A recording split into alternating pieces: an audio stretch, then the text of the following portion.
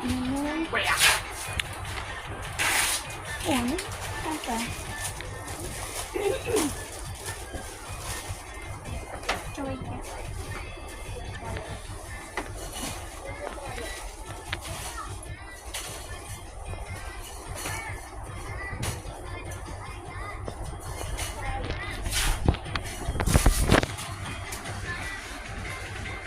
Bật lớn lên.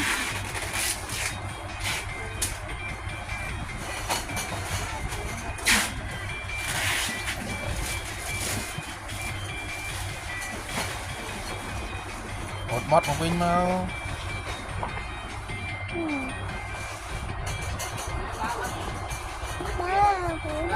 cha cha đây ôn hội nhớ ôn hội như cồn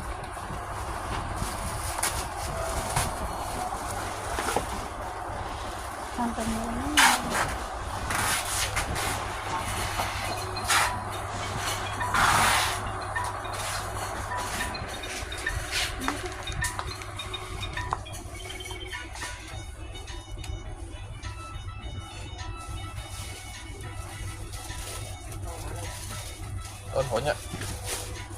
ôn hội nhớ bà thọt thọt côn ôn tên gì văn ôn tên gì văn mến ôn tên gì văn này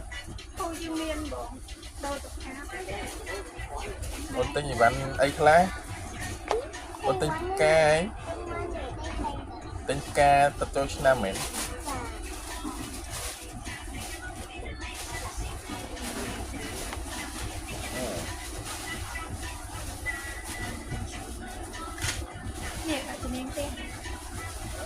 Câu miếng đâu tập ca tới hồi